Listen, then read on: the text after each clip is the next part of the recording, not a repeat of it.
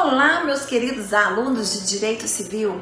A minha proposta agora para você, a partir de agora, nesse momento que você está me ouvindo, que você está me assistindo nesse vídeo, é fazer um revisaço sobre direito sucessório. Então, você que está estudando para uma OAB, primeira fase ou segunda fase em Direito Civil, venha assistir minhas aulas, venha ficar craque em Direito Sucessório comigo, professora Daniela Matar.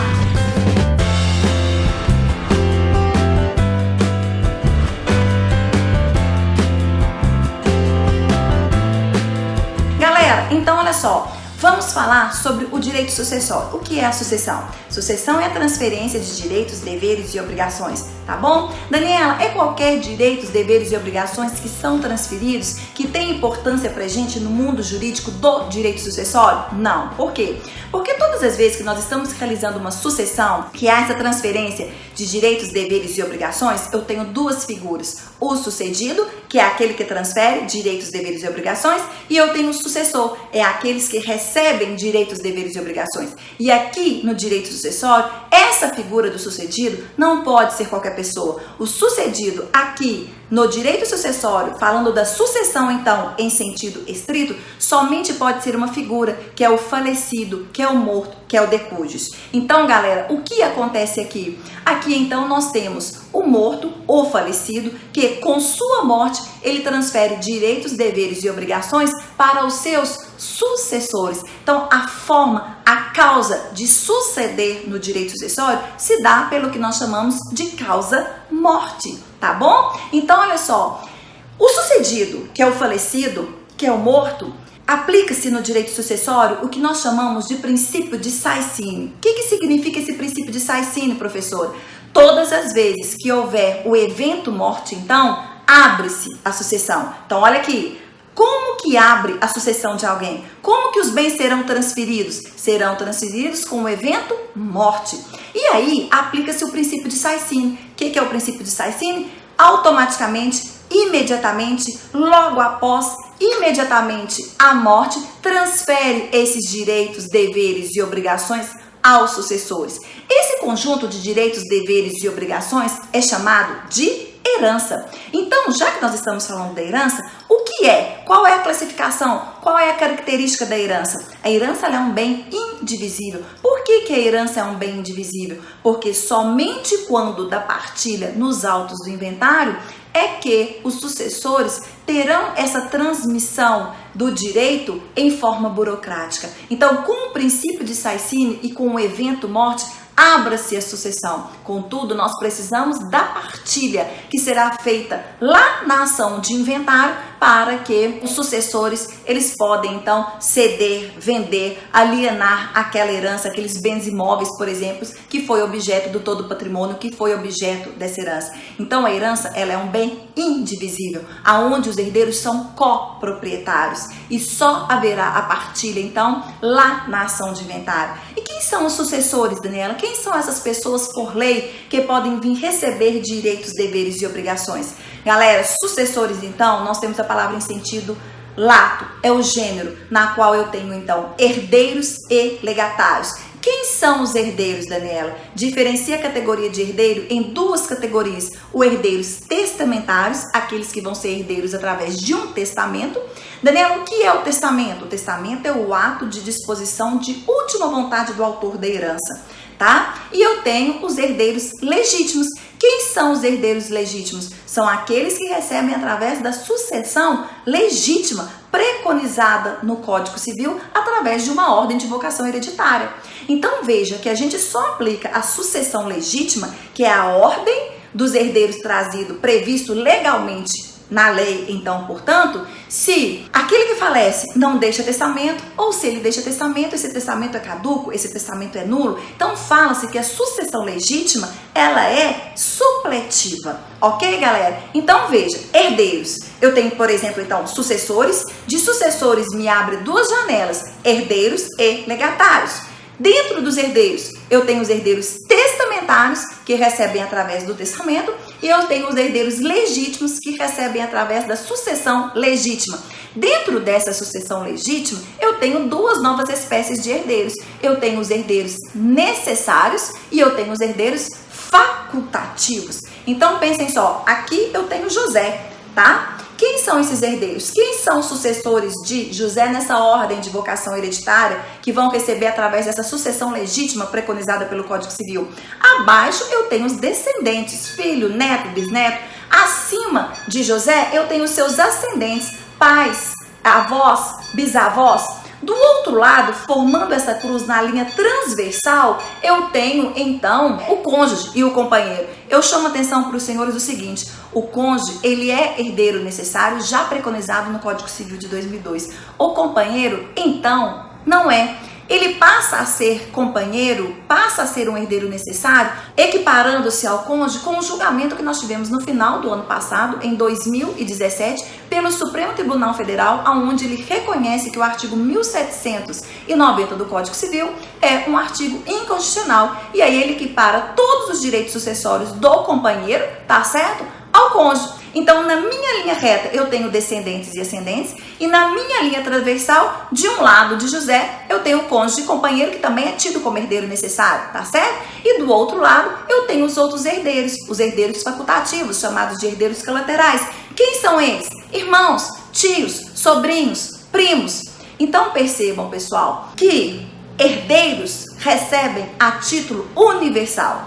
O que é receber a título universal? É receber a universalidade ou uma cota parte ou uma fração dessa universalidade, tá certo? Então, mais uma vez, sintetizando, sucessores eu abro uma janela para herdeiros e eu abro uma outra janela para legatários. Dentro de herdeiros, eu abro uma janela para herdeiros testamentários e outra janela para herdeiros legítimos. Dentro dos herdeiros legítimos, eu abro uma outra janela com os herdeiros necessários e com os herdeiros facultativos, chamados de colaterais. Daniela, a diferença entre os herdeiros necessários para os herdeiros colaterais é porque aos herdeiros necessários há uma preservação de 50% da legítima, tá? E esses herdeiros colaterais, eles podem ser excluídos da sucessão. Pode, Daniela? Pode, professora. Como que isso acontece, tá? Então, se José, ele não tem nenhum herdeiro necessário e automaticamente esses bens iriam para os herdeiros colaterais, ele pode dispor em testamento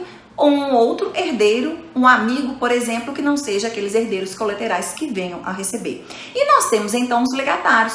Qual é a diferença dos legatários para os herdeiros? Os herdeiros recebem a título universal em uma sucessão legítima ou em uma sucessão testamentária. Os legatários somente podem receber em uma sucessão testamentária. Legatário, Daniela, só recebe através de testamento? Sim, galera. E o que legatário recebe? Eles recebem bem certo e determinado ou bem certos e determinados, tá? O que a gente tem que verificar então? Que nós temos que pensar qual é a hipótese desses bens certos e determinados que o legatário está recebendo. Se for bens infungíveis, eles vão receber a propriedade quando dá abertura da sucessão. Se for a posse, na partilha. Se são bens fungíveis, tanto a propriedade quanto posse, eles somente vão receber lá na partilha. Então, essa é uma diferenciação que a gente tem que fazer. Por quê, Daniela? Porque nós temos o que nós chamamos de princípio de Sisine. O que significa o princípio de Sisine? Que com a abertura da sucessão, e a abertura da sucessão ela acontece quando?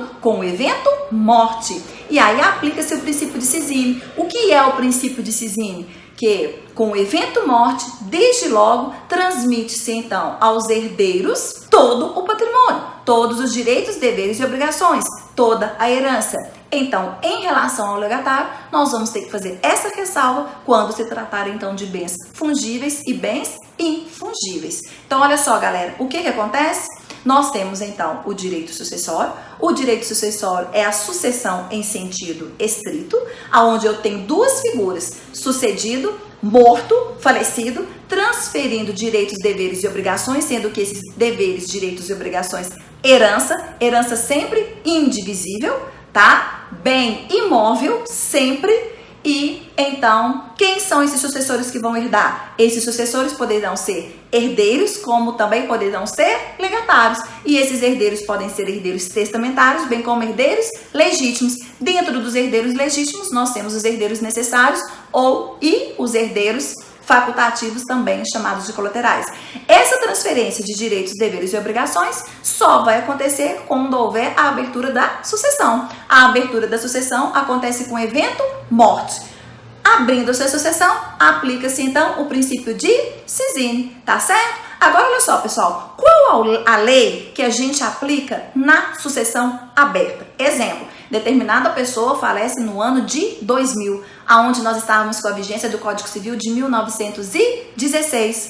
Contudo, o inventário, a ação de inventário, ela só foi aberta agora em 2010, na vigência do Código Civil de 2002. Quais são as normas que vão ser aplicadas? Código Civil de 1916 ou Código Civil de 2002? A lei é clara, aplica-se a lei vigente à abertura da sucessão. Então, nesse exemplo, vai ser condizente o Código Civil de 1916. E aí eu tomo e chamo a atenção dos senhores. Abre-se a sucessão com o evento morte.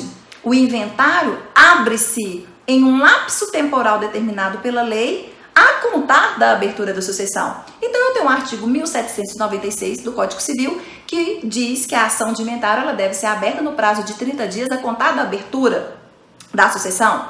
E nós temos a Lei 11.441 de 2007 que diz que a ação de inventário deverá ser proposta no prazo de 60 dias a contar da abertura da sucessão. E nós temos o artigo 611 do novo CPC, que reza que a ação de inventário deverá ser proposta no prazo de 2 meses a contar da sucessão aberta. Percebam que Código Civil fala em 30 dias, Lei 11.441 fala em 60 dias e o novo CPC de 2015 fala no prazo de 2 meses. 2 meses não são 60 dias. Então veja, a norma contida no Código Civil, apesar de válida, ela é ineficaz, ela não mais produz efeitos. E aí a gente vai ter que verificar então se nós estamos diante de um inventário extrajudicial, Lei 11.441, ou se nós estamos diante de um inventário judicial, aplicação do 611 do novo CPC.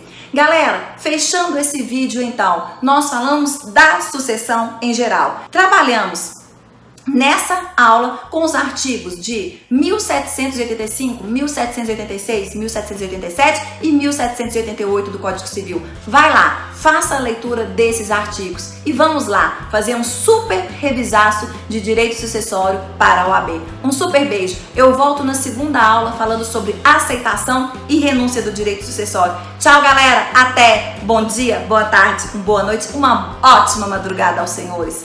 Beijo. Fui.